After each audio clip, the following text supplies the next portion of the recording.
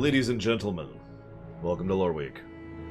I am, as ever, Your host, the great. Now I'm no. I'm sorry. The great. I'm not great. I was gonna say the great. Wilfred Fizzlebang was where I was going with that, and then I realized I stopped doing the voice. And if you just say the great Wilfred Fizzlebang in normal voice, it doesn't really have anything to it, right? It's just kind of. Before I go any further, I have gotten a couple of offline donations I wanted to address and say thank you to. So first of all, thank you very much, Loner, the $25, which I have distributed as per your request. And thank you very, very much, Peznator, for the $100.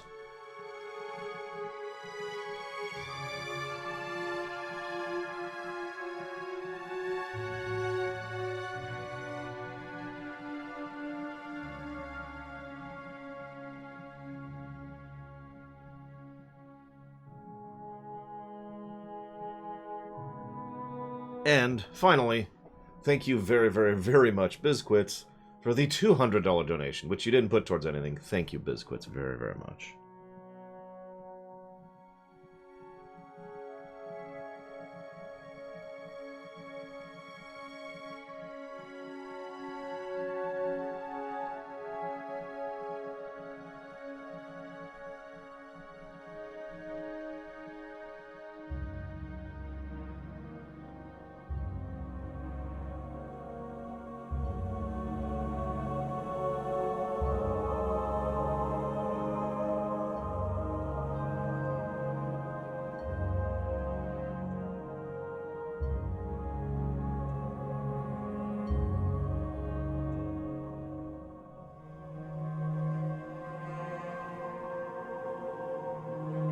Very much appreciate, as always, the support. And thank you, Zlartek, for the sub. Ever and always. I'll put that towards Aiden Chronicles in just a moment.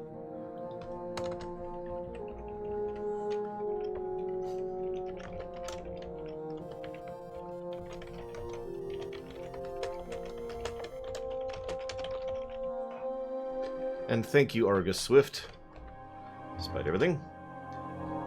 Much obliged, sir. I will put that towards Wing Commander Privateer. Alright. We're going to start with random news today. Because, well, duh, really. F and Craig. Okay. First, we'll say thank you to F and Craig. Thank you, F and Craig. As always. I'll put that towards Hollow Knight.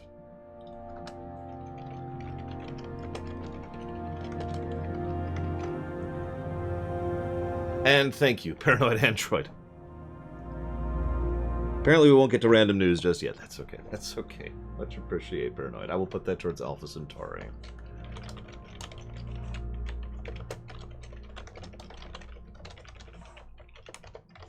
And thank you, Mr. Red.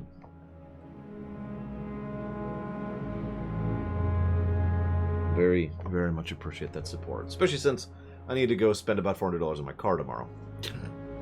That's gonna be my tomorrow. It's just, you know, waiting at the car place.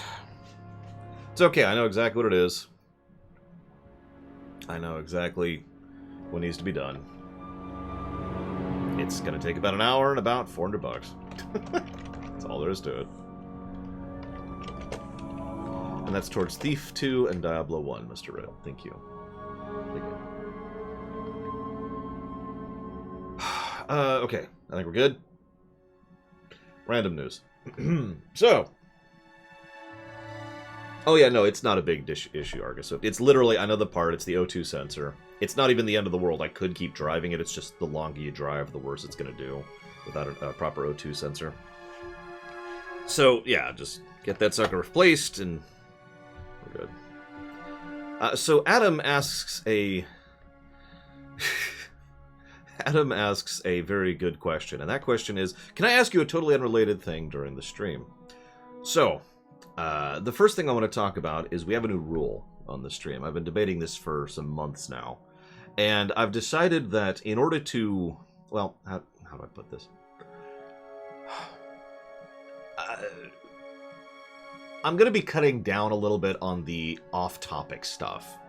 That's the summary. There's been a slowly increasing tendency during streams. Obviously, this doesn't matter yet because we're not back to streaming yet, but I'll mention this a few times and I'll update the rules to say this.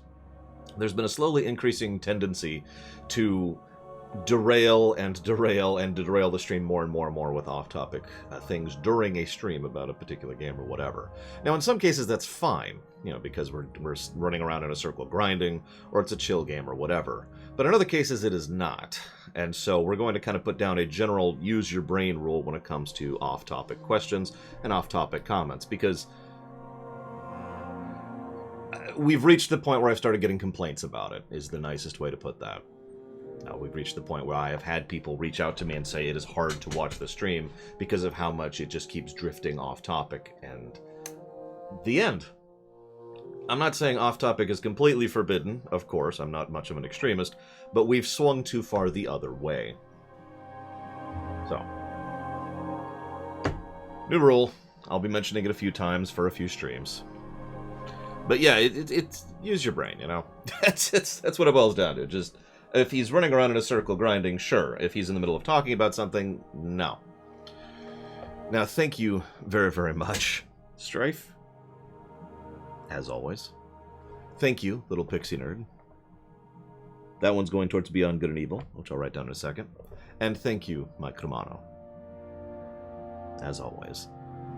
Unfortunately, Mike Romano and Strife did not say what they want to put that towards. One. There we go. But the old saying goes... Yeah, exactly, Mr. Williams. It depends, Elizar. Depends on the moment. If, I'm in the middle of playing... Oh, I don't know. It's an RPG that's coming up. If I'm in the middle of playing Diablo, right? Probably don't bring up random questions, because there's probably not a lot of dead air during that. One thing I'm going to try and do, no promises, but one thing I'm going to try and do is I'm going to try and put up... Where's the button? It's of course it's not on this frickin' thing. Hang on. Just hang on. I have it. It's just not set up yet. Of course it isn't. Why would it be?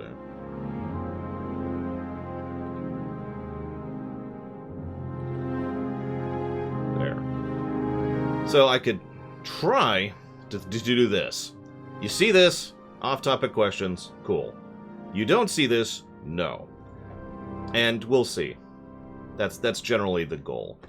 So, and you're probably thinking, oh, that's horrible, Lore. A, like I said, it's been getting a little bit too bad. And B, I've been actually getting complaints about it, which C follows the usual complaint rule. Now, if you don't know what the complaint rule is, it's like this. Let's say you're running a business. And let's say someone walks up and is like, hey, I don't like this. That means there's probably about 9 more people who are not actually speaking up about it, but are similarly bothered by it. Because on average, and this is a statistic that's been true for decades, only about 10% of people will actually bother to speak up about something that bothers them. So if I start hearing multiple complaints, that means that I've probably got a lot more people who... Yeah. So... Can't I just ignore the off-topic questions? That's going to be the initial approach. You'll notice I didn't actually answer Adam's earlier question. So the initial approach is going to be just completely ignoring those. In fact, some of you may or may not have noticed, I've actually already started doing that. Not today, in previous streams when we were going through the Vampire the Masquerade novel. What was it? Coders of New York. When I was going through Coders of New York, I was actively working on ignoring off-topic questions.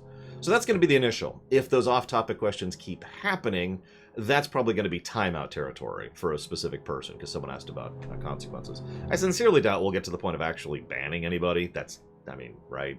Unless you get really obnoxious, but, that's not a problem I'm particularly worried about us having. That's just there because, the ban button exists. Now, thank you very, very much, Jeremy B. As always. What counts as off-topic? I don't understand that question.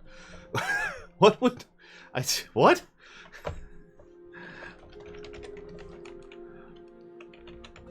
And that's going towards Command & Conquer 2. Or 3, excuse me. Command & Conquer 3. God, sorry. God, it's getting all my words screwed up here. And I think Micromano is still checking. Oh, no, Tor Trooper. There it is. I see it. I see it. You know, use your head. If I ignore your question, there's a pretty good chance that it is considered an off-topic question. Let's go with that. Now, my actual next topic here. EA, let's get some random news out of the way. We've got a bit of a trend. EA still wants people to give them money, which is terrifying, really. I can't understand why EA would ever want people to give them money. This is truly the most horrifying news I've ever heard. Okay, I'm sorry for being sardonic. But what actually bothers me about this is the fact that a lot of people have been acting like this is a big smoking gun situation, when this has been EA for 30 years. Thank you, Blow Off Alex. As always. 40 months. God, thank you. I don't even know what to say about that. Okay, that's a repeat. Got it. Well, you're still awesome. I don't care if it's a repeat. The reason I bring this up, recently documents have leaked with regards to how EA is pushing the FIFA card system, which kind of sounds like McDonald's is still pushing the fact that they still want people to buy combos and fries. Now, I don't mean to sound cynical, but of course they freaking do. Now, that's not good, and that's still something that should be pushed against, and it's still something we should be bringing up. But what I don't understand about this particular wave of EA problems is that people in several circles are like, oh my god, they're trying to make people spend money on a duplicative and manipulative predatory gambling system. Yes, they are. Because they're horrible. They're still one of the least bad gaming companies out there, which just says something. Thank you, Sacred King. I will put that towards dealer's choice. Anyways, so EA actually, this is hysterical. EA actually released an official public release saying we don't push people to spend money in our games, which is one of the most blatant lies I have ever seen EA give. And I've seen an EA spokesperson try to call a loot box not a loot box. Real quick, segue. And this is on topic, I swear. How many of you get soda at a McDonald's or an Arby's or a Burger King or whatever, right? Any fast food place. I suppose restaurants would qualify as well. See, the reason I bring this up is that I don't know how many of you are aware of it, but they overcharge the hell out of that. As a general rule, at least here in the States. I don't know how this works in other countries. Speaking as someone who has actually worked as a manager at an Arby's, I can tell you, we spend pennies per every bit of soda, every cup of soda that we sell. Pennies. And I don't remember the exact percentage right here off the top of my head, but not only do they fill it too much with ice, which is something I didn't do while I was working there, but anyways. But yeah, not only do they overfill with ice, but they push it in terms of comboing. I'm explaining this wrong. Let me try to put this in a different way. If you want a burger and fries, and they say, do you want to make a combo out of that? You are actually going to be paying more for something you don't want. Because percentage-wise, if you buy a combo, the majority of that cost is added on just for the drink, which itself is not worth the additional money it's being charged, right? Now, I'm not saying don't get a drink. Obviously, there's some cases where you just want a soda, like if you're on a trip or whatever. But my point is, it is a standard policy to overcharge on that and make more money from that. And the reason I bring that up is, A, a lot of people don't seem to know that, and B, well, that's EA, isn't it? No, think about it. They want to push you towards the thing that costs them the least that they can charge the most for. The greatest percentage variance in terms of net gain. Because in terms of net... What? Because in terms of net, they make more net percentage money on soda than they do anything else in the entire restaurant. And again, that's EA. It takes so little for them to produce, develop, and sell those cards, and they can charge so much for it. So again, percentage gain, right? Oh my god, Gary, you're terrible. By the way, thank you for the sub, Gary. Thank you for the sub, Savacon. As always, Luffy too. Much obliged. You try to gain the most profit by spending the least cost. You say that like it's normal and good and okay. And I don't want to get too much into long-term economic politics, but all I have to say is that I feel like there is a line of reasonability that has been crossed. That's all I'm going to say on that matter. Thank you, Adam. Very, very, very much.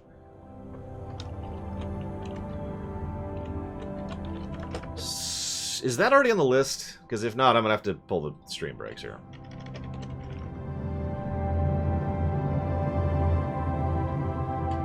Soul Harvest. No, it's already on the list. We're good, we're good. Okay.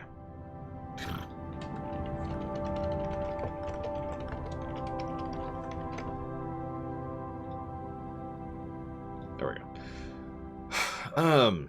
Speaking of which, next topic here,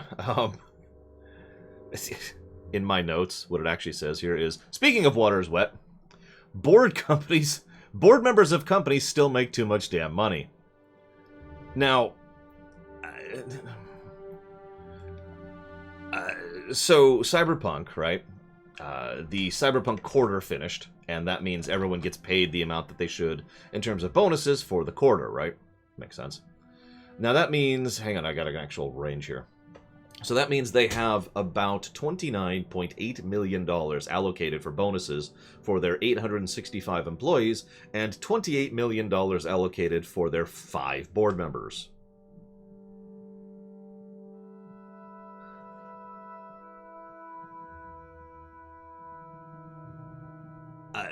You know, I'm fine with incentives.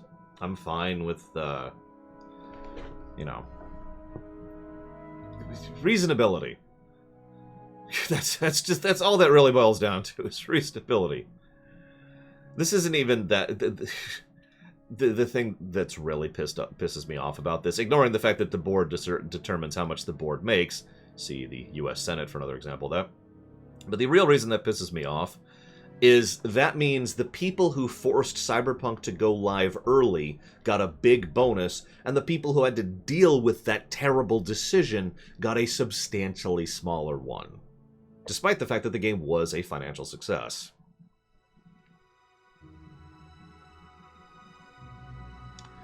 Anyways, speaking of which, look, I don't decide this. All this stuff just happened this week, okay? Blizzard has decided to cut Bobby Kotick's pay in half, leaving him with... I can't even say this. He's going to have to go to the poorhouse. Because he is only making $900,000 a year base salary. That's after being chopped in half. And maximum annual bonus of $1.75 million. Now, okay. We're just going to bullet point this a couple times. This is so stupid. First of all, this is after it was chopped down in half. Second of all, this is clearly a PR stunt. Can we just say that? This does not mean anything to them or him. This is done to be like, we're not horrible. That's why this is being done. This is straight PR stunt. Third, let's make this even more horrible. Did you know that this actually pushes Bobby Kotick down into the lower 25 percentile of CEOs in large gaming companies?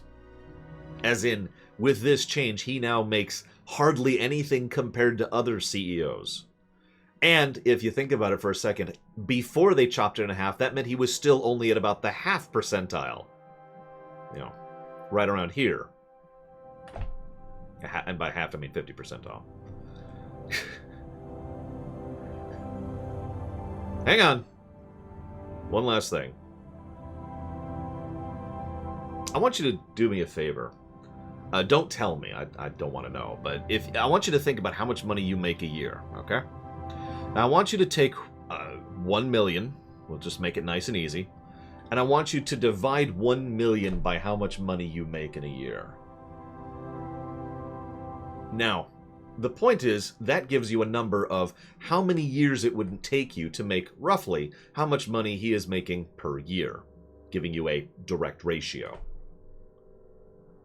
And the reason I like to do that little exercise, I've done this for years, ever since back in high school, actually. I've done this for years. It's a way to put... People look at millions and hundreds of thousands and all that, and they're like, okay, that's whatever.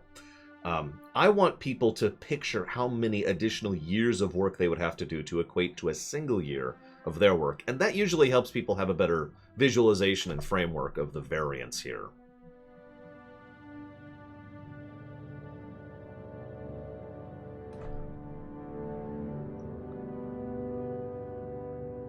There's other ways to do that, too.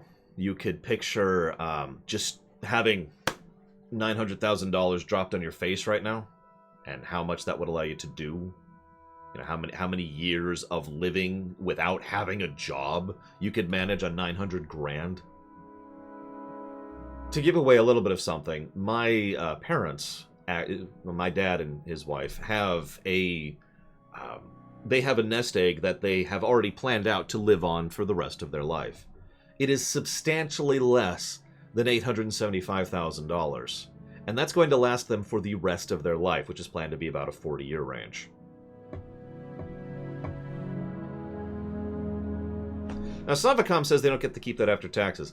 That's a huge asterisk that I was avoiding for the sake of this discussion. But even if we chop the number down to 400,000 and assume worst-case scenario, my point doesn't change at all. It's just half as bad as it used to be.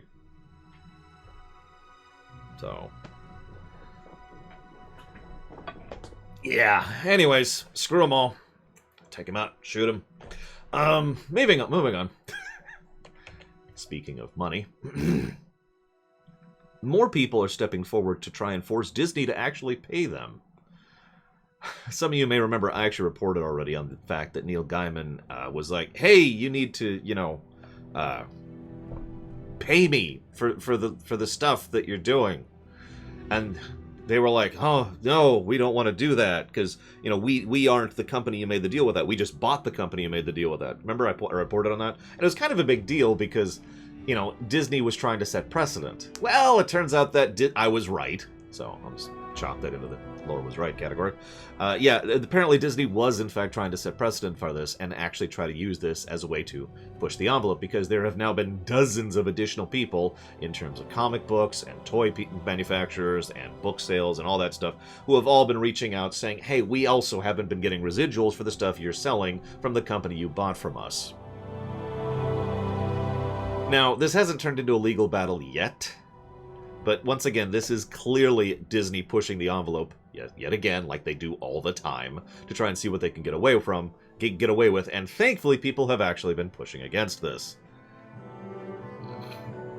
Yes, that's exactly right, Taquetta. This is Disney, this has been, for some years now, Disney attempting to have a legal right to get away with breaking contracts. Now, hang on, I actually got a donation earlier, and I saw it, I just didn't acknowledge it. It was from Vigilant, there it is. Thank you, Vigilant, very, very much, as always. Much obliged and appreciate. Thank you. Give me a moment. And Ciela also donated 2 there. Thank you, Ciela, very, very much. And there's one from Fine Username. A fine username, if I do say so myself. Thank you for the sub. Very, very much. If you happen to know a game you'd like to put that towards, please let me know. Now, hang on, I actually got to look up Vigilance thing. Give me just a second. Why would you not want me to, Vigilant? And no, you can't. I mean, it's already paid for. Mortal Kombat 11, you got it.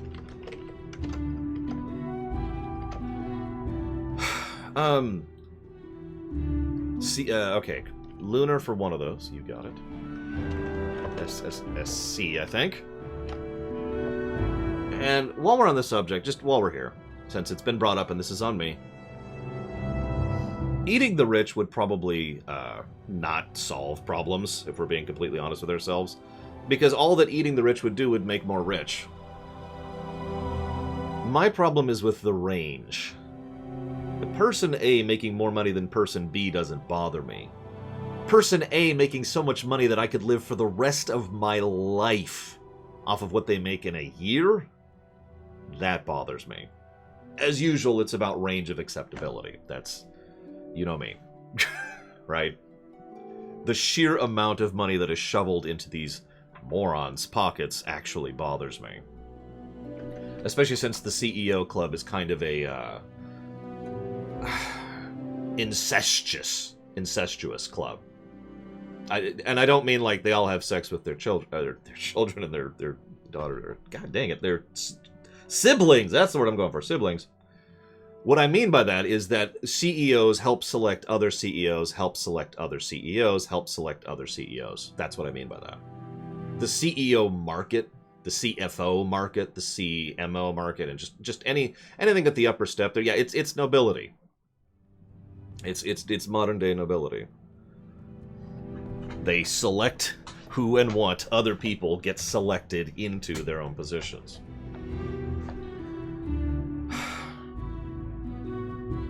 No, actually, if you think about it, eating the rich would be gross. Think about how fat that would just think about a giant pile. Like, think about a steak that has way too much fat still attached to it. And just... ugh. Meanwhile, to shift topics slightly, I swear we have other things to talk about today. Toys for Bob has decided to no longer work on the Crash series, and I did a very small amount of digging here. Near as I can tell, no one is working on the Crash series at this point. I'm guessing that the latest Crash game, Lost in Time or whatever it's called, which we haven't played yet, just didn't generate enough sales to warrant it being worth it. Or maybe this is just them shuffling people around. I don't know. It is interesting that, you know, well, because the other thing that happened this week is that Paradox is also no longer working on Imperator Rome. Now, they might not have completely canceled Imperator Rome, but they did make an official announcement. This was just a couple days ago. Or actually, I think it was yesterday. Sorry, I'm losing track of time here. I've been working on WoW videos. What do you want from me? They have announced that they're moving all development teams away from Imperator Rome for the foreseeable future. Don't worry, they'll definitely get back to it. No, really, at some point. Wink, wink. It's a shame we still haven't played Imperator, and I've been told that Imperator has actually gotten decent in more modern times, so, you know, that's... we'll see whenever we get to it. We'll play it at some point. Well, it depends on how they do it. Find user. It's always case by case. That being said, I'm not sure I know of such a thing, but... either way.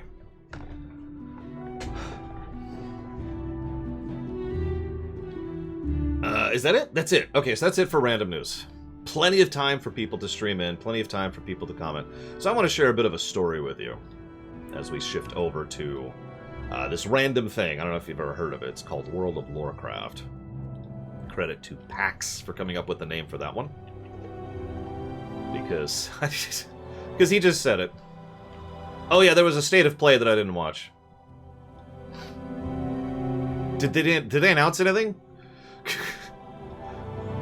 I didn't actually hear any news from it, so I just sort of assumed there wasn't anything newsworthy from it. Hang on. We'll look it up really quick. State of play. This is a remix boogity. 99% of the music I play is remixes for the sake of safety. Okay, what do we got? Is you gonna have a list? I don't want to watch the video. I want a list of what was announced. So there's Among Us news, don't care. And there's Subnautica news, don't care yet. Okay, we're good. That happened last week. I'm sure I might have mentioned that last week.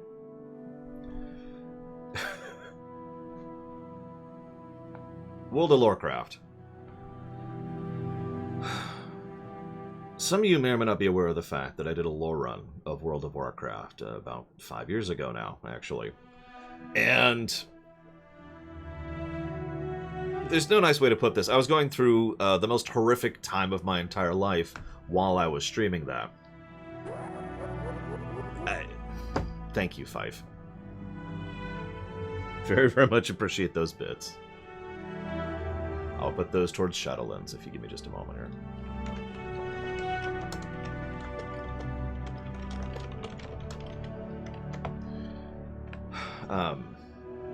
So, WoW lore run.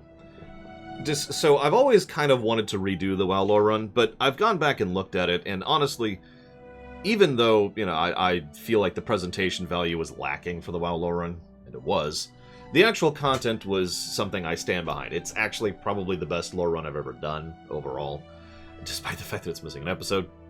And, well, if we're being 100% honest, redoing the WoW lore run would be insane. For those of you who don't remember, that was about a year-ish of prep work on almost every day in the background to get ready for the WoW lore run. And it was a little over a month and a half of non-stop streaming to get through the WoW lore run. So, yeah, that's not happening. It's the summary there. There's no way I'm going to be able to chunk that long and that hard. Having said that, it has always been something I've wanted to do to make it better, to improve the overall presentation and whatnot. But that's just been kind of in the back of my mind for about 5 years now. Oh my god! Thank you, Eclectic.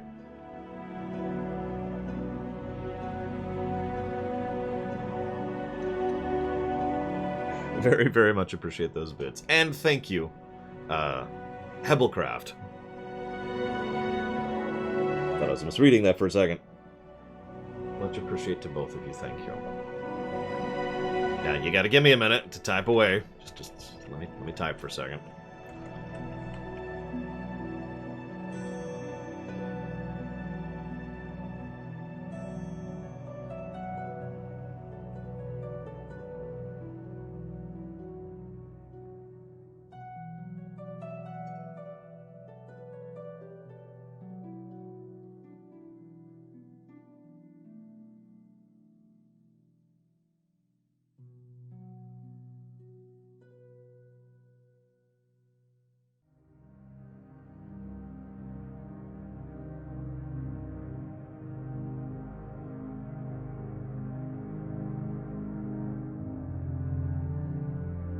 And thank you again, LoreCraft. If you happen to know where you want to put that, please let me know. So, Warcraft 3 lore run. The worst lore run I've ever done. I'm not joking. It was actually the first or second. I always forget. It was Warcraft 3 or Kingdom Hearts 2 was the first lore run. But anyways. So the WoW lore run. I've always wanted to redo it. I might as well just set a new timestamp here, honestly. Let's just... And then do this, so I can see it visually later. Okay, so new timestamp. So World of Warcraft. I've always wanted to redo the WoW lore run, but it's just not happening. It's not feasible. Now, having said that, I've been trying to think of a way to process it a little better, because one of the things that is just a truth is that not everyone has time to sit down and watch several hundred hours of footage when it comes to lore runs and streams. This is actually one of those reasons why I accept doing those post-game ruminations, since the post-game ruminations are summarizations of the stream. It's to smash, you know, the 20 or 30 hours we just spent streaming down into about, 30 to 50 minutes or however long it takes, right? So, because not everyone has that kind of time, and I totally understand that. So I've been trying to think of a way to smash the WoW lore run down into a more bite-sized chunk. The biggest problem I kept running into is every method I came up with for actually doing that would mean, sure, the finished content would be about, on average, 5 minutes per episode, but that would still take days per episode for me to do on my end, because I would still be effectively doing the WoW lore run 2.0. I would just be recording it and then chopping it down for editing purposes. So... doesn't work, right? It's still unfeasible. A few months ago, a friend of mine and I, Pax, were chatting, and we brought up another little issue. How many of you, You know what? I'll take that, Blow Up Alex. I'll take that. Also true to Kotick, because yeah, we discuss relevant things, not necessarily where it's relevant, because it's a freeform discussion stream. That's how that works. I mean, we were discussing the future of the Horde. I remember this specifically. We're discussing the future of the Horde and the nature of what a war chief is during the Netherstorm section, for example.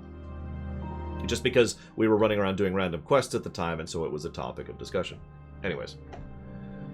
So, no way to do it. But here's the thing. Some of you may not be aware about this, but during the acclimation patch for Shadowlands, WoW became the most accessible MMO that exists, basically. Like, I'm not sure there is such a thing as an MMO that is more accessible from a gameplay perspective to jump into right now. Like, if you've never played WoW before, it is incredibly new player friendly. And they have been continuing to make it more newer player friendly for years, which is probably a good move. This also, by consequence, has made it more alt friendly and more returning player friendly. But that's from a gameplay angle. And Pax and I were talking about this. I want you to imagine someone who picks up WoW now. And what they could do is, they start off a new character and they end up at level 10. And they want to hit level 50 and get to the Shadowlands. So they pick an expansion, because that's how the current system works. And they say, hey, I don't understand the question, Weods, I'm sorry. What about the current player? I mean, alt play would be current player, so.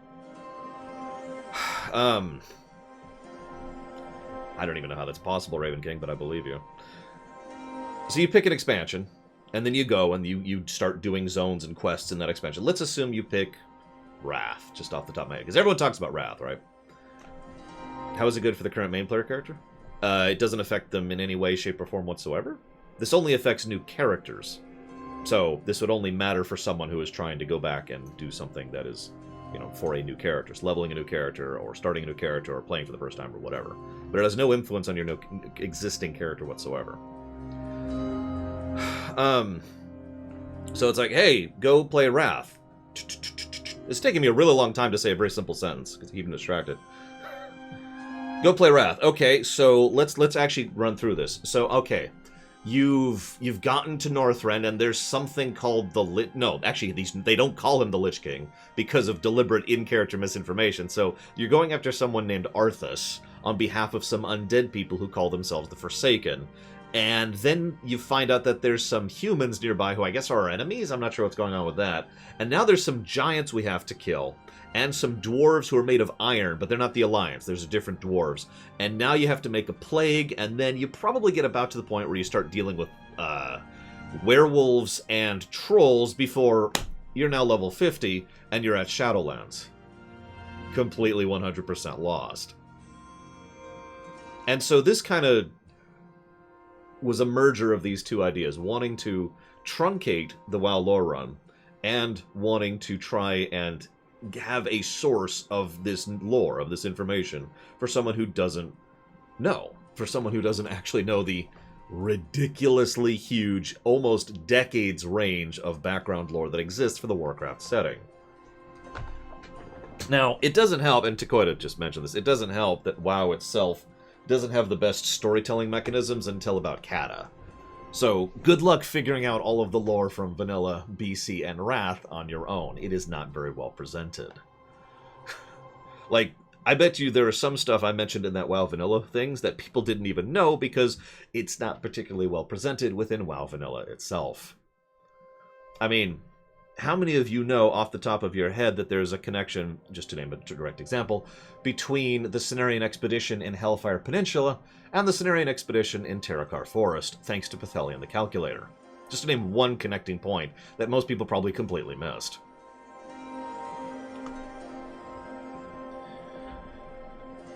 So, point being, WoW is incredibly self-connected. It's actually insane how internally connected WoW actually is in terms of its narrative. Arguably too much, if we're being honest. It has a little bit of small world syndrome. But at the same time, you know, it's... So, that leads to the LoreCraft videos. That's the idea here. Why don't they just go back and streamline it? Well, because that would be an insane amount of work. What they would have to do... Now, okay, so I should mention the next step. This idea came out of Pax and I thinking about how they could do what I am doing. Hear me out for a second. What they could do, and they totally won't, and this will never happen, but what they could do is they could add a series of scenarios. Now, if you don't know what a scenario is, it's effectively a very trigger-based story... It's always very story-focused mini instance. Usually designed for one player, 1 to 3, but 1 is the relevant point. In other words, it can be done by a single person. And so they could go back and say, okay, and you remember that, like, what was a 16-minute video I just put out for Vanilla? They could make that an instance. They could make that a scenario. And actually have it so that you play through the relative narrative beats just like that, in order to get across all of these significant and relevant points so that they could be aware of what's going on and then move on to the next scenario. There would probably be about 40 to 50 of these scenarios total in order to cover absolutely everything. If they really wanted to truncate us, they could do a substantially smaller amount of things, and they could, just cover the broad strokes. Now, obviously, I'm doing a little bit more than that, but you get the idea. This would be very feasible to do in character, and Active Blizzard could totally afford to do this, and this would be a great way to get new players invested in the story. Naturally, they will never do this. Thank you, Dr. Papa Penguin, very much. I will put that towards Dawn of War 2. Give me a moment, please.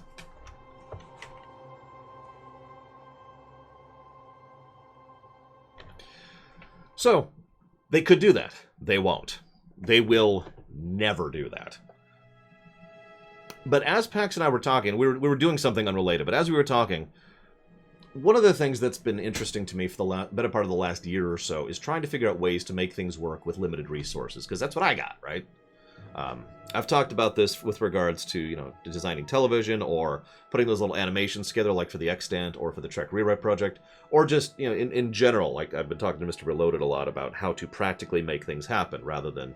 Because it's easy to come up with... By the way, welcome to the stream, Travis. It's easy to come up with ideas. It is substantially harder to execute them. And I know this sounds so stupid, but the execution of ideas has something that I've been geeking out about for the last year. You might have noticed me do this a little bit on stream. Like, well, I would, within the limitations of what they could do, I would do this. This actually came up during Vampire the Masquerade Bloodlines, for example, just to use a recent example. So I started thinking and talking out loud and trying to figure out how, I could do the Warcraft, the Warcraft scenarios thing. And, well, here we are. Now,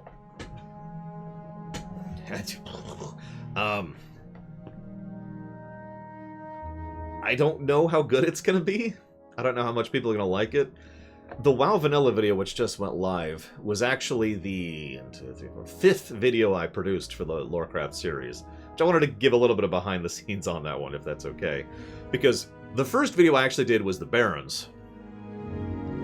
For those of you not aware, there's a story arc going through Cataclysm called the Barons' War.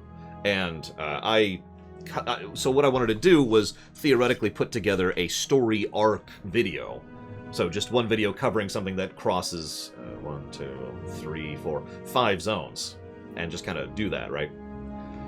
Then I was like, okay, that's cool, but not every zone is connected to an overall story arc, but still has relevant lore. So then the next video I did was for Desolus. Just Desolus. Which also covered Mount Maradon and stuff like that. That one worked out a lot better. In fact, I'm going to have to redo the North Barons War one pretty much from scratch. The Desolus one is fine. That one will stand whenever we get to that in the narrative. And I'm like, okay, that's cool. So obviously, next thing I want to do is I want to work on BC. So we start with the Draenei. And I did a Draenei video. That worked out great. I'm really happy with it. Then we did a Blood Elf video. And both of those were kind of large videos. Because, I had to cover the greater lore of the Burning Legion and the Foundation of the Elves, and there's a whole lot of build-up lore to both of those starter zones that I had to cover first.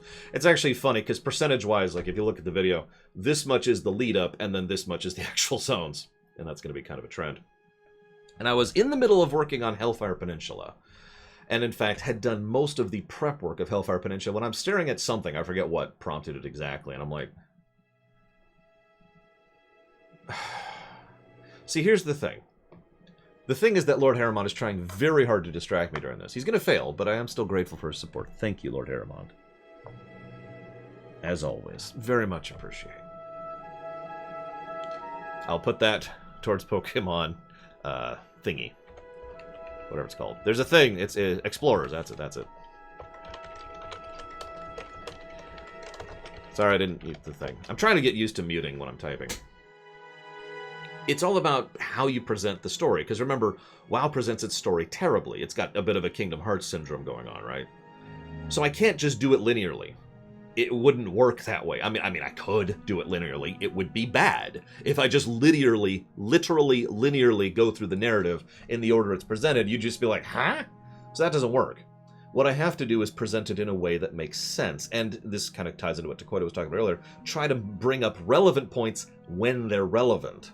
Try to mention things that are... So I wasn't actually originally going to do vanilla at all, because the overwhelming majority of stuff that happened either in vanilla or prior to vanilla was stuff that is relevant in later narrative. So, for example, some of you may or may not have noticed, Mr. Red actually brought this up in Discord, some of you may or may not have noticed that there's several bits of vanilla story that I didn't cover at all, and that's because I think it's better covered later. This is the biggest creative side of things, and this is how I'm getting my own creative fix in here, is because I have to decide what to demonstrate, where, and how. So I have to actually think, okay, this should be here, and this I can cover here, and this I can cover here, and so forth and so on. And that leads to, you know, exactly what needs to be decided where. Now, what is this relevant for vanilla? Well, I was in the middle of Hellfire Peninsula and realized that while most of vanilla can be covered in later narrative, there's some of it which is just kind of self-isolated. And there's some of it that's pretty relevant to the overall narrative. So it's just like if I don't discuss Erogall, then when we get to the Grizzly Hills, it has no relevance to you, for example. And if I don't mention the establishment of what was happening with Hemet Nessingware, then his adventures in BC and Wrath have no relevance, and so forth and so on. Noxoramus is going to be an extremely brief, probably like 20-second mention during, I believe, the beginning of the Wrath video. Hang on. I've actually already planned all the way through Wrath at this point. While I was sitting at the car place, I was sitting down and mapping out. Hang on. So there's Keldanis. Yep. The very beginning of the first Wrath video will actually be Noxoramus. To give you a bit of what I mean by this is how I'm going to construct the Wrath series of videos. So the first video will be covering Noxoramus, the Vrykul, the Mist Vrykul, I don't remember their names right now, the Walrus people, don't remember their names, the Pirates, the Tonka, the Erogall, Wintergrasp, Storm Peak's Lore people, I think that's the Lore Walkers, and Sartharian. All of that's going to be the initial video into Northrend. Now you're probably thinking, but think about it for a second. All of that stuff is not only miscellaneous, but the overwhelming majority of it is stuff that has been happening and is not relevant to the current thread of what's happening in Northrend. So, starting with that and getting just a little bit of a backdrop of what Northrend is, that's the initial video. The next video will cover some additional side stuff like Dita, Sholazar, the Keeper, and Hemet. Then we're going to do the Troll series with, I can't remember his name, I can't remember the dungeon name, I can't remember his name again, Zuldrak in general, and Gundrak, excuse me. And that'll be like the third video. After that, we'll do a series on Malygos. Then we'll do a series on the Keepers, the Mechanomes, all that stuff. Then we're going to cover the Forsaken and their relevance, as well as Veramothras, Garrosh, and Varian. All of that's relevant in its own thing. Then we'll cover the Death Knights, the Scarlets, and Mal'Ganis. And then finally, at the very end, we will start covering things like the actual Death Knight Path Through, the Argent Tournament, and Icecrown and Icecrown Citadel. And ending on Halion as a hint into what's coming next. That's another thing I've been thinking about, too, is trying to end... No, Mr. Red, he's not relevant. He's also not canon. He's trying to end a video in a way that clearly indicates the next one. You may or might not have noticed that in the vanilla video, because the vanilla video ended with a literal shot of the Dark Portal, because that's what's next, is the Dark Portal, right? We're going into BC. And that's going to be a recurring trend. Again, the whole point is to try and sequence this in a way so that someone can just sit down and watch this, Netflix style, binge it, and it will actually make sense. It'll actually be the actual story that is there, presented in a proper fashion. I suppose this leads me to my next point. I gotta talk about this for a minute. So I did the North Barrens video, I did the Desolus video, I did the Draenei video, did the Blood Elf video, started the Hellfire video, did the WoW Vanilla video.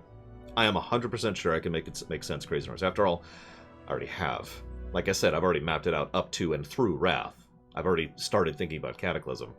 Kata will be the biggest bulk of videos, just because Kata is effectively all the old world stuff, but as I've already kind of hinted at, several entire zones will be squashed into a single video, because there's several arcs that go across that. Anyways, also I will obviously be referencing things that come up in later games, later expansions, later quests, as well as relevant points that weren't mentioned until later, such as in the Chronicles books, or in the books that are actually considered canon right now. If you're paying attention, I've already done that in the vanilla video, and will continue to do that going forwards. So I finished I'm putting the vanilla video together. Can I just say how much... Well, I already referenced LoreCraft 3, because Durnhold. Again, Dream Whisperer is revealing that Dream Whisperer did not actually watch the video. It really sucks getting footage from WoW Vanilla.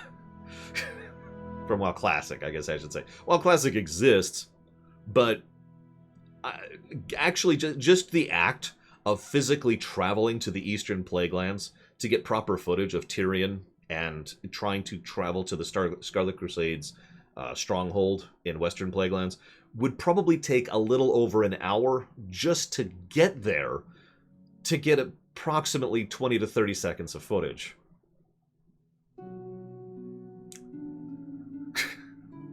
So this video, I hope, I'm going to put a little bit of an asterisk on here. This video was the hardest one to do, the vanilla video, because what I had to do was sit down and think, okay, so I can't actually show the quests. Remember, the whole point is not to show the actual quests. If I did that, I'd just be doing the lore run again, and that's not feasible. So, what I end up doing is I'm like, okay, I'm going to go ahead and gather footage that is relevant to the topic at hand to kind of serve as a visual shorthand, and, you know, try to actually show something that is relevant.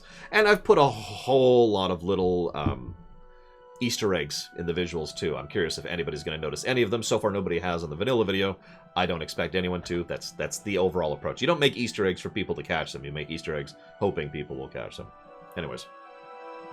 But yeah, I'm just like, okay, how do I get footage of this? And I need to put this here. And okay, I've got all this stuff lined up. Everything's cool forever. Cool. So I finish it, I process it, I sit down, and I'm like, well, that shot's too long. I spend like 25 seconds on a single shot. That's too long. Well, if you don't, then I have done my job wrong, Poogity. So I'm like, okay, I have an idea. I could pull some footage from here, and I could pull some footage from here. It's easy to do. So I go in, I record some new footage, and I drop it in. And then I see the next scene. I'm like, well, that's too long of a shot. Anyways, the summary of this is I spent about 3 days working on the vanilla video. In general, and I've already mathed this out, each of these videos should probably take about half a day to do. So in short, screw WoW Vanilla. Alright, moving on. Also, just because someone asked, I wanted to share the overall process that I go through for these. So first thing I have to do is mentally map out the whole thing. Now, as I mentioned, I've already got, you know, my notes there. And you'll see, Gnarlix, you will see. Generally speaking, though, a given race will not get their own video, so I guess I can go ahead and answer you no right off the top of my head. But you'll see, these should be going live every week, every Sunday. I've lost my train of thought. First thing I do is I map everything out in my head. It's like, okay.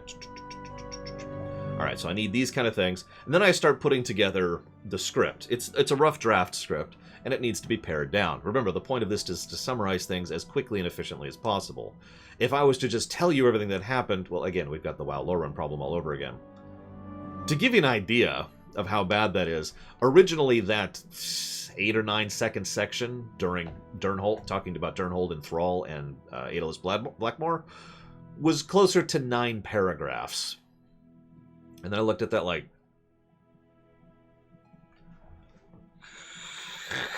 There we go. Okay. So that's the polishing pass of the script, trying to get it down into a more reasonable format. I feel like I'm getting better at summarizing, but, you know. That then leads to, okay, then I need to set up the storyboarding notes. The storyboarding notes is going to be like this. So I actually have the literal notes here, and I have the storyboarding notes here. And what I do is I try to decide which shots I'll get, how many shots I will get, and where. You know, where I'm actually going to get the footage, okay? The idea there is, in order to try and speed this up and smooth out the overall process substantially, See, I have a lot of high-level characters in WoW.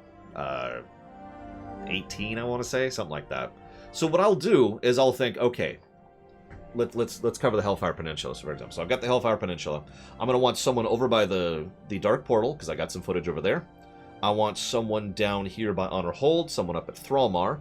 I'm going to need someone down by the Arakoa Nest. I'm going to need someone over by the Draenei. And I'm going to need someone up here by the stones. I also need someone in the Blades Edge Mountains. I need someone in the Terakar Forest. I need someone in Shadowmoon Valley. And I need someone on Argus, because that's just the nature of how this freaking game works.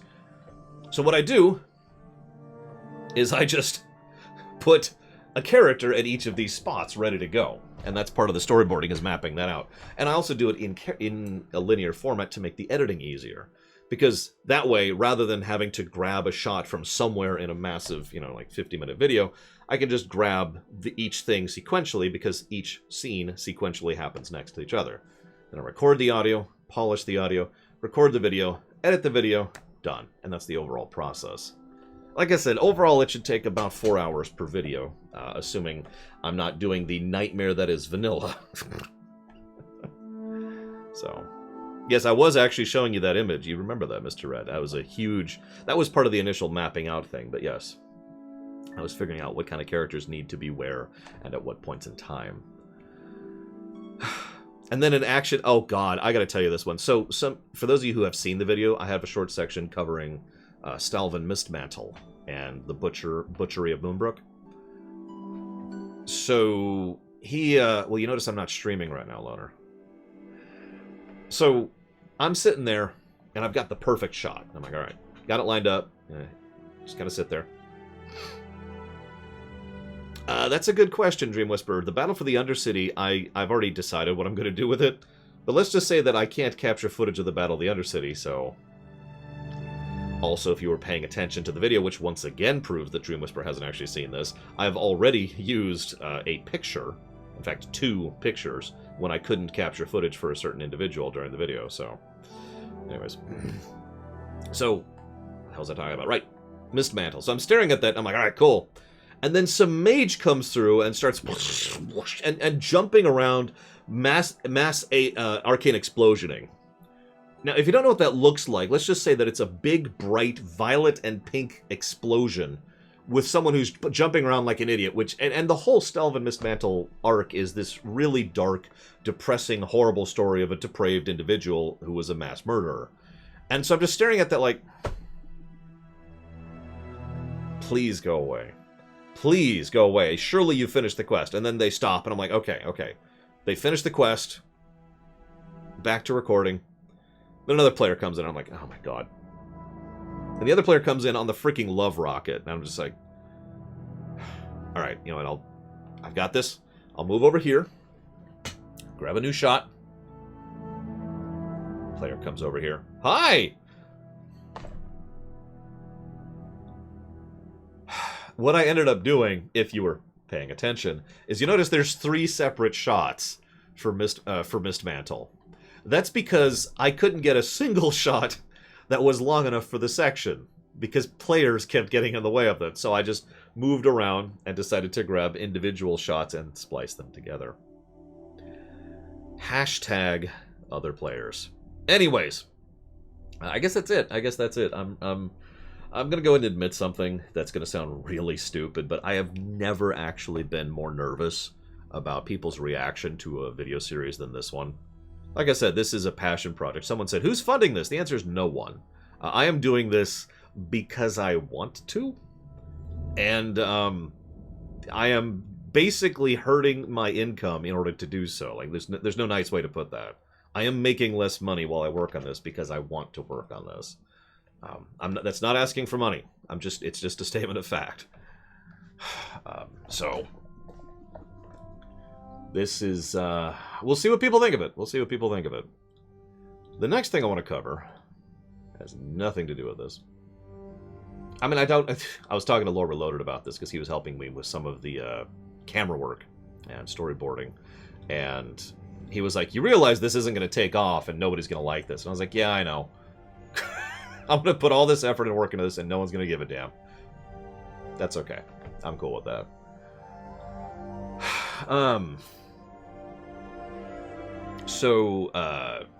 Like I said, hopefully you like it. Everything's cool. Some of you may remember the actual original reason we have not been streaming, and that would be because the fact that we were auditing the list. Now, the audit is actually done. In fact, the audit of the audit is done. But I don't really know the results yet. I have them right here locally, but this is just a bunch of code. This is just something I need to dump into the finished webpage, right? Which I haven't done yet, and I haven't done that very specifically and deliberately because I wanted to do that live. I just was like, you know, I want to see the results live on camera. So I'm going to go live right now and go to the review page. Well, we're going to find out, aren't we, Crazy Norse? We're going to find all this out live, because I don't know. That's the whole point. So I'm going to pull up the review list here. Don't actually go there yet. It hasn't been updated yet. There we go. And that, double checking the list. Yep, okay. Let's double check the code, make sure that that's exactly where it should be.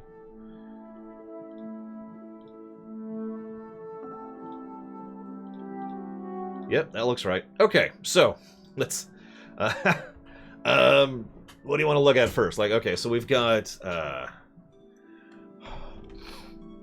let's see. Oh no, I mean, you could look at that if you want to. That's not it's not what I'm looking at here. I'll go and show you the page. This is the actual specific page I'm looking at. I kind of want to see how the FFs lined up. So let's look at this. So FF1 got pushed up to a +5 net. FF2 got pushed down to a -11 net. FF3 is down to a -10. FF4 ended up with a +32 net. That's actually much higher. FF5 ended up at a plus... So this is funny. FF5 is a +57 net, and that sounds huge. But that's +7 to story, +50 to gameplay. So, a little slanted. We'll skip over the next one. FF7 got pushed up to a +65, with +37 to story, +28 to gameplay. FF8 got pushed, I think, up slightly from to +12, +4. FF9 is up to a +39, +20. FF10, I think, actually went down on gameplay, but up on story, so +16, +5. FF10-2 went substantially up in gameplay to +4, +24. In fact, I think that makes it one of the highest rated games in gameplay, which makes sense. FF12 actually went down in gameplay and way up in story. So FF12 is the polar opposite of FF5, with +43 to story and +4 to gameplay. FF7R1 went up pretty substantially to +33, +21, which is funny because I actually added quite a few negatives to FF7R1's gameplay. And FF14 is up to +34, +6. FF15 is down to +7 total, so that's not really surprising. So I'm going to glance over that one for just a second. Let's look at our bottom list here. I wanted to look over the FFs, because I was curious. Here's Zelda's. So, or no, actually, you know what? Let's do it this way. Let's look at what's the worst story. So right now, the worst story I've reviewed is Just Cause 4, which I actually stand by, consequently, because Just Cause 4 story was awful. Just above, so that's -21 to Just Cause 4. -18 to Anthem. -13 to Greedfall. -12 to Drakengard. -11 to Dissidia. -11 to Star Trek Legacy. -10 to Assassin's Creed Odyssey. That score actually went up, by the way. -8 to Jedi Knight, Jedi Academy. -6 to Starlink. -5 to Shadow of the Tomb Raider. -5 to Vampire Masquerade Coteries in New York. -4 to Trials of Mana Remake. -3 to Last of Us 2, which I stand behind, by the way. -2 to Romancing Saga 2. -2 to Octopath. That one changed quite a bit, because I got rid of the grind negatives entirely.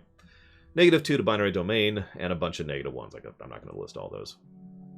On the flip side, story-wise, the highest story positives I've given is Try to Be Surprised, Witcher 3 at 79.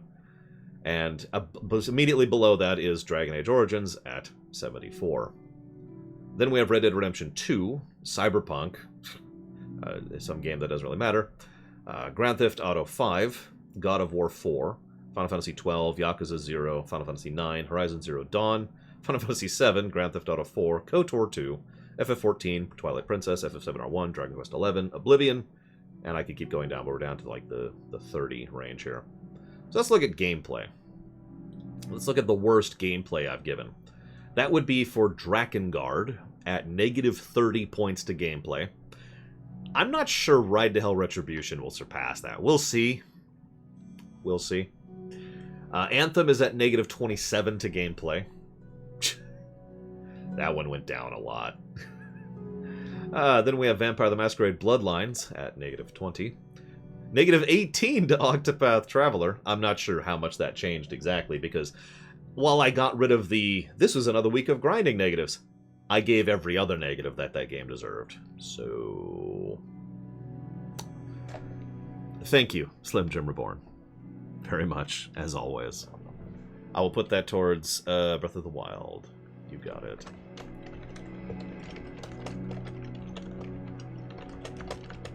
Hang on, Cybercom, hang on. I'm hearing a lot of individual questions. Give me a second. Let me finish the overall totals. So the highest gameplay score, this is totally not a shock to me, is Shovel Knight at an absolutely stupidly huge plus 90. And if I'm being honest, that might be lowballing it. I mean, below that, by quite a huge jump, is Super Mario Odyssey at plus 56. And then below that is Final Fantasy V at plus 50, and Twilight Princess at plus 49. Below that, we have Kingdom Hearts 3 at plus 47, Super Metroid at plus 47, Paper Mario 2 at plus 45, Hitman 2, this was a huge jump up at plus 44, Grand Theft Auto 5, another huge jump up at plus 42, Mega Man 11, game doesn't matter, Castlevania Soten, that went up quite substantially, Devil May Cry 5, which went up by like 5 or 6 times. That went up a lot. Super Mario Galaxy 2, Bloodstained, Jedi Fallen Order, Yakuza 0. You know, I could keep going. There's a lot of games that got a large boost to gameplay score. Now, hang on. Ciela, you're killing me. Thank you, Ciela, very much for killing me. Could you hurry up? Like, I'm tired of the slow death, you know? I just want it to be over. God. Well, that sucks to be them, Mike Kamano. All right, let's look at the overall. And then we'll look at individual games. Hang on. Now, the overall score doesn't really matter because it doesn't take into account anything. But it's worth noting that the highest overall ranked game I've ever reviewed is Shovel Knight. And frankly, I stand by that at plus 101. It's the only game that went over the 100 mark in total score. Immediately below that is Witcher 3 at plus 99. Dragon Age Origins at plus 98. Grand Theft Auto 5 at plus 87, Twilight Princess at plus 83, a game that doesn't matter, Yakuza 0 at plus 76, Paper Mario 2 at plus 71, Super Mario Odyssey at plus 67, Super Metroid at plus 65, FF7 at plus 65, and then we keep going down. There's a lot of these.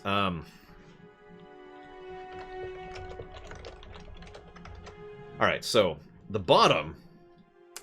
So the worst game in total score is Anthem. Be shocked. This one actually is kind of indicative because Anthem really is just an absolutely awful game at negative 45 total. Immediately below that is Drakengard at negative 42, and then Just Cause 4 at negative 32. Below that we have Star Trek Legacy at negative 25, Greedfall at negative 24, Octopath Traveler at negative 20, Dissidia NT at negative 16, Breath of Fire 2 at negative 13, FF2 at negative 11, Albion at negative 11, FF3 at negative 10, Shadow of the Tomb Raider at negative 9, Dragon Quest 2 at negative 9. Odyssey actually went up a little bit in terms of overall score, I think. Alright, so hang on. So someone asked for specifics with regards to games. So someone asked, how's FF and Dragon Quest line up? So Final Fantasy II's net score, or total score, excuse me, is plus 4, minus 15. Dragon Quest's is plus 3, minus 12. So there you go. FF2 is worse than Dragon Quest 2. FF15 is... You're going to have to give me a second. Why is this sorting in reverse? Meh. There we go. FF15 went down to plus 15 to story, minus 8 to gameplay. So a total of plus 7. Someone else... hang on, let's see if there's still there on the list. Scroll up.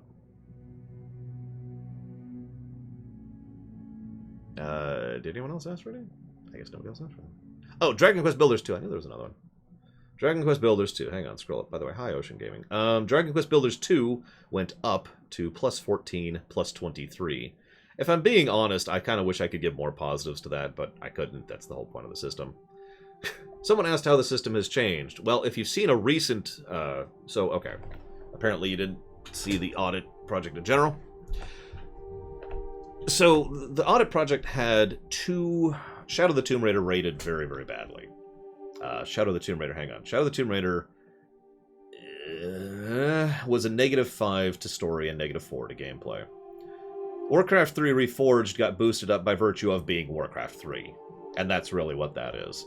That score is technically Warcraft 3's review. It's just slightly lower than it would be because some of those negatives are for the Reforged version specifically. So an actual Warcraft 3 review, which we can't do, would be slightly higher than that. Anyways, there were 2 points of the audit project. Point number 1 was trying to get the older games up to date with the modern system. The first game we reviewed under this system, well, it's been a gradient. It's been a process, right? Like first we started giving pluses and minuses for 4 categories. Some of you remember that. Then we switched it back down to 2 categories.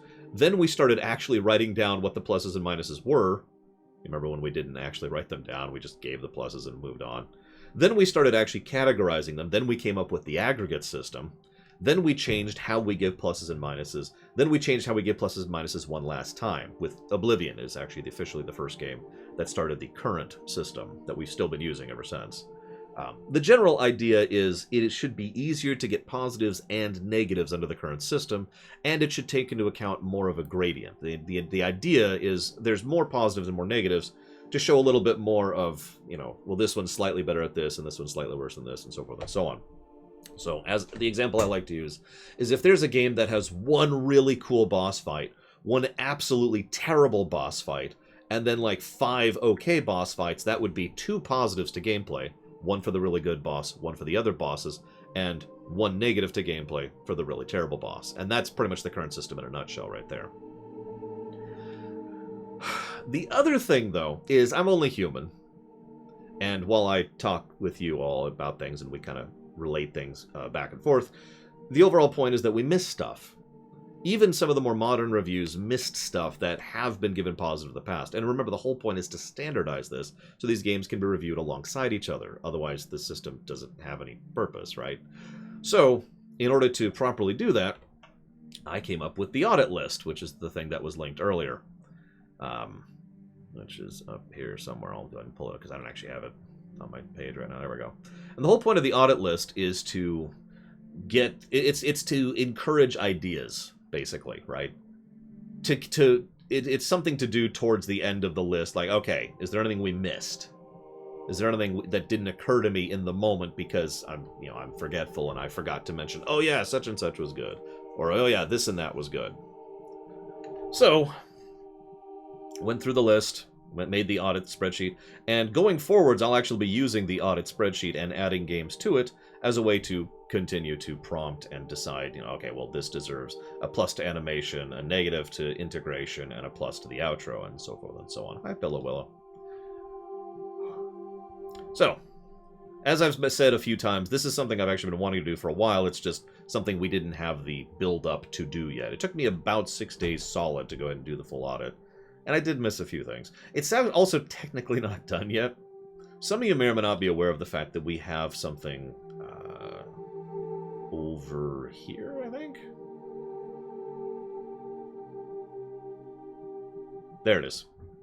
We have another spreadsheet called How Long It Ran, which I need to update for this current thing.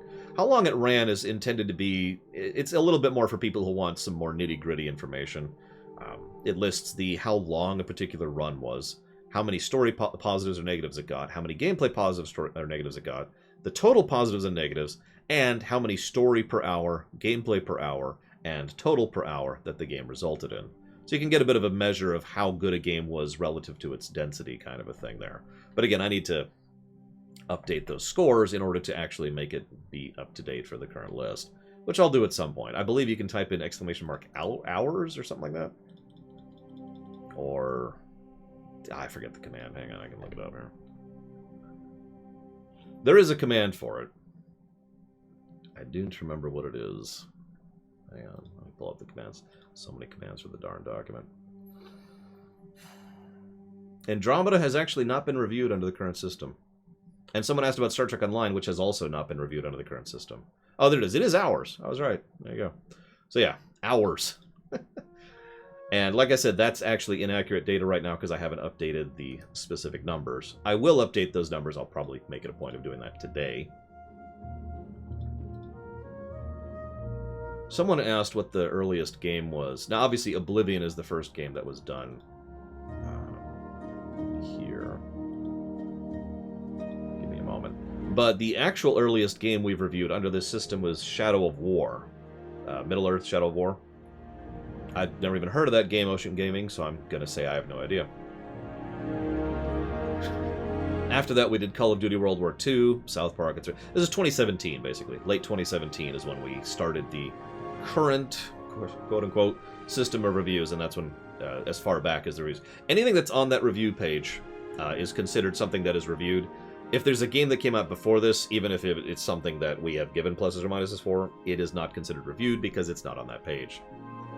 South Park Fractured But Whole went up substantially to a +7, +10, to a +17 total. Sonic Forces actually went down, I'm pretty sure. I forget exactly. I don't know the exact changes off the top of my head. I know Romancing Saga 2 went down. And I know Mario Tennis Aces went down. Assassin's Creed Odyssey, I don't remember if it went down or up, but screw that game. That's another thing I like about having the audit list, is I can give more specific reasoning for why this sucks. Because this sucks. And here's why. We've actually streamed Stick of Truth, Mike Kamano. Elder Scrolls, so we've only reviewed Oblivion. That's the only one we've reviewed. And we haven't reviewed any Fallout game and any other Elder Scrolls game. So Oblivion is +30, +15. So +30 to story, +15 to gameplay. Yeah, I never finished Romancing Saga 2. I actually sincerely considered getting rid of that from the list. But I don't have to because I've played and beaten that game before. And that game sucks. The remaster didn't do anything other than polish up the graphics a little bit and add a couple of convenience features, which pulled up the score more than it otherwise would be, because -6 is being nice to that game. And yes, +45 total, which I suppose would put that at, hang on, 1, 2, 3, 4, 5, 6, 7, 8,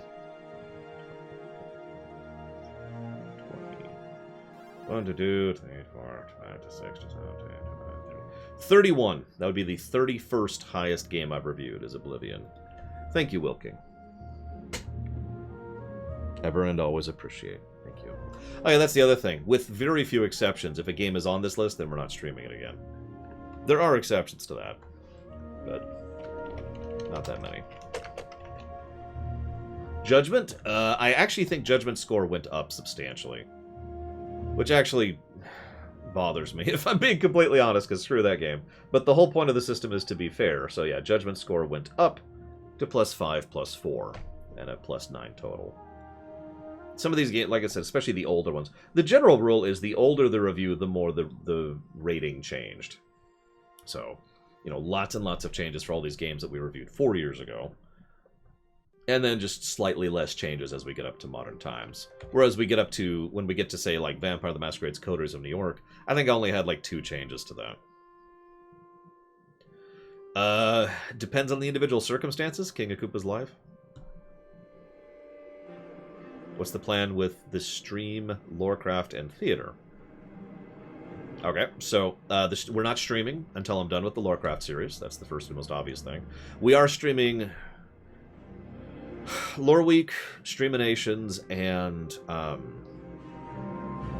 D&D night, which is Thursday night. But that's it, until I'm done with the LoreCraft series. What's the plan with LoreCraft series? Feel like I already explained that, but that's coming live every Sunday. When do you get a Lore Runner game? Whenever I take over the world. What are you waiting for me to play Chrono Trigger? I haven't answered that yet, nor will I right now.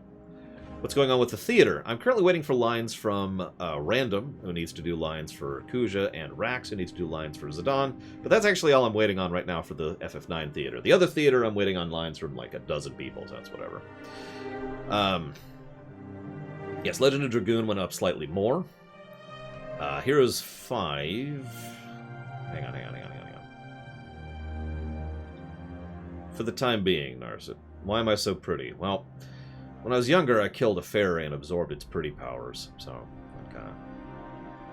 I don't even have to do my makeup in the morning. HOM 5 is currently a +6, +10 game. I'm not sure where that is exactly. What's funny, by the way, several of these scores didn't change because I added several pluses and gave away several negatives in exactly the same number. So, there's actually several games where it's like +3, -3. So, the score didn't actually change, but it is a more accurate review now, which is, of course, the other point. Why is Mass Effect 1 waiting on the other Mass Effect to be funded? So we can play Mass Effect 1, 2, and 3 in one bundle, rather than doing it in just whatever split-up things. Detroit Become Human. Give me a moment. I think that one went up. Where is it? Yep, that went up to +20, +11. Oh, thank you, fine username. I am rather pleased with the Elder Scrolls lore run. I think that one turned out reasonably well. DOS 2 also scored very well, although has lost some of its unique charm. Probably the legendary versions just for the DLC purposes, Venters. Am I going back to premium runs? No, I'm never streaming again. And yeah, I guess the Mass Effect trilogy releases in just a few weeks here. I don't care, the games aren't even funded yet. And I got other stuff to work on. What? It'll be a good time to see if they're worth the damn. What about Frostpunk? Frostpunk I know went up. It was one of the old runs that got updated. I mean, all of these are old runs that got updated, but it was one of the games that we reviewed early on that got us. So Frostpunk went up to +9 to story, +15 to gameplay.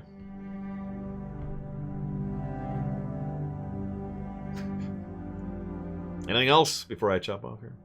Because we need to move on to Streaminations so I can move on to working on Hellfire Peninsula. I mean, you can also look for yourself. You know, the list is there and the list is updated. And I will update the audit list, like I said. Or not the audit list, excuse me, the hours list, which I'll do today. The webpage is updated, Crazy Norse, yes. Probably Venters? Hang on. Venters. No, actually I didn't. Huh. That's weird. I've been checking that regularly. I don't know how I missed that. Thank you for the sub, apparently, Venters. Much appreciated, as always. What do you want to put it towards?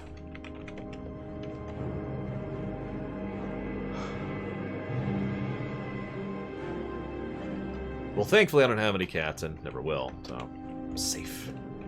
I'm safe from the cats. Romancing of the Three Kingdoms, 14. The worst name of a game ever. Nier Replicant is already being funded, Ocean Gaming. Although it is not currently funded, it's just on the list.